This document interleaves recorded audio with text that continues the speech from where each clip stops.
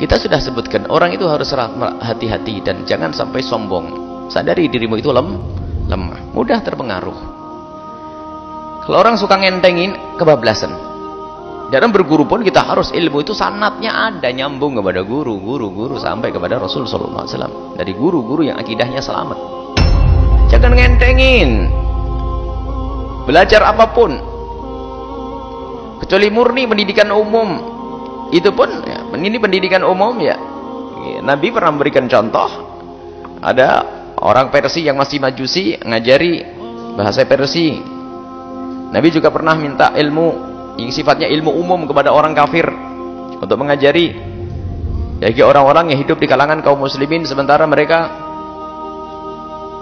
ingin bergabung, maka mereka tetap dianggap sebagai warga kaum muslimin, tapi syaratnya harus mengajari bahasa ini. Ada pada zaman Nabi sallallahu alaihi wasallam. Tapi kalau sudah urusan agama, ini sangat beda kisahnya. Al-Qur'an, dan cukup Al-Qur'an, kadang ada pendidikan yang lainnya. Intinya jangan sampai kita itu merasa aman akan kepleset loh kalau orang tidak hati-hati. Ya kayak tadi orang mendengar stasiun radio yang sesaat yang membawa kebatilan akidah, kesesatan akidah. Lah kalau dia masih dengar saja, lihat, tunggu waktunya. Karena dia tergolong orang yang tidak hati-hati. Orang tidak hati-hati bakal kepleset. Wong yang hati-hati saja kadang kepleset. Mulai sok-sokan, mulai sombong, mulai debat. Oh, ini. Ya, semalam dikisahkan ada satu anak kita yang bercerita bahwasanya ada salah satu orang yang sering kumpul dengan kita ini bukan orang lain, jamaah kita. Sudah mulai gaya-gayaan ngomongnya. Kenapa kamu mau ziarah kemana? Ziarah wali-wali ini. Kan tidak dianjurkan. Ziarah kan hanya ke masjid-masjid saja. Ini sebenarnya karena sering dengar ya. Karena tidak hati-hati ya. Kayaknya mulai bangga-banggaan ya. Itu sebenarnya muncul dari sifat-sifat sombong-sombongan nanti. Kepleset itu ya begitu, gak sadar. Namanya orang tersesat. Orang tersesat itu adalah berjalan seolah-olah jalan itu benar. Tapi salah. Itu kesesat. Kayaknya benar. Kayaknya ikut rambu-rambu. Perlahan. Kalau balik itu bukan kesesat namanya. Jadi kesesat itu jalan sholat seiring, miring. Kesesat. Dan gak sadar. Maka jangan ngentengkan. Belajar Al-Quran, belajar apapun.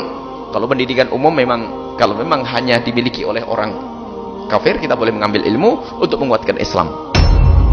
Kalau urusan Al-Quran, ilmu-ilmu yang lainnya, jangan berkata bahwa saja mereka lebih cepat dan sebagainya. Apakah target kita lebih cepat? Apa target kita diterima oleh Allah? Kalau targetnya cepat, metode macam-macam. Cepatnya orang menghafal, tidak jaminan orang itu selamat nanti. Tugasmu adalah belajar. Kapan Allah beri ilmu, itulah yang itu jatahmu. Jangan sampai spekulasi urusan akidah, urusan keimanan, pengennya cepat. Memang apa mau bangga-banggaan di depan manusia kan cepat? Yang tidak. Sudahlah, yang penting selamat akidahku dan sebagainya. Kalau kita mau mengambil metodenya sih boleh. Metodenya seperti apa untuk kita terapkan di kita, tapi kita harus kuat, sadar bahwasanya itu kesesatan dan saya akan ambil metodenya, dan tidak boleh selamanya saya target saya akan ambil metode orang kafir sekalipun, saya ambil metodenya untuk pendidikan apa akan saya bawa ke dalam rumah saya sendiri. Tapi kalau sudah ngentengin, jangan ngentengin. Satu. Kedua, syiarnya orang yang sesat membahayakan. Kalau ada kelompok sesat, Anda ikut bergabung di situ, hanya hujahnya, oh sekolahnya itu Masya Allah anak-anaknya cepat, hidup, baca Al-Quran cepat, akhirnya kita masukkan di situ. Apakah tidak sadar ini syiar mereka? Dan lihat di tempat yang akidahnya sesat, siapa yang sekolah di situ? Orang-orang kita semuanya. Ada kelompok akidah yang sesat, dikit-dikit dikatakan kafir, sesat. Ternyata berjajar mobil-mobil mewah itu adalah orang-orang kita. Lihat, syiarnya siapa itu? Syiarnya orang sesat. Lihat, siapa yang mengagungkan syiar? Ente mengagungkan syiar. Digolongkan dengan mereka nantinya. Jadi jangan main-main urusan begini ini. Biasanya hawa nafsu, tren, gaya. Jadi itulah namanya. Yang kedua adalah syiarnya orang fasik, syiarnya orang ahli bid'ah. Itu engkau besarkan, maka engkau akan digolongkan dengan ahli bid'ah itu sendiri. Maka jangan ikut-ikut. Ini harus ada prinsip dalam urusan-urusan semacam ini. Kelihatannya yang penting kan saya ngambil ilmunya saja. Tidak sadar bahasanya ada panjang. Syiar. Dan mungkin Anda waspada dan cermat, akan tapi orang lain yang ikut Anda tidak waspada, tidak cermat. Apalagi Anda seorang tokoh, orang yang dikedepankan di masyarakat. Akhirnya Anda ngikut, orang lain pada ngikut. Sementara Anda maksudnya untuk pengen tahu, untuk diterapkan orang lain pun kesesat ngikut, kesesat. Jadi harus waspada. Maka tidak, kalau orang sudah membawa akidah sesat dan menyesatkan, sudah selesai. Jangan berurusan dengan mereka. Karena apa? Takut kita terjerumus. Jangan sok hebat. Oh, saya akan bisa memilah dan memilih. Orang pertama yang sesat adalah orang sombong.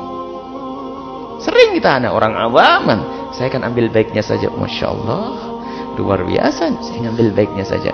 Memang semuanya harus begitu. Kalau kita ketemu sesuatu, ambil baiknya. Ini benar, kalimat benar. Tapi apakah cocok buat ente saat itu? Yang pagi merah, sore sudah hijau. Gampang terpengaruh. Toto aja dengan kesombongannya. Yang penting, oh enggak, tutup. Haram hukumnya kita mendengar stasiun radio yang membawa kemungkaran.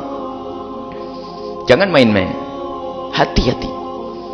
Dan ini kita sampaikan justru demi keselamatan akidah kita.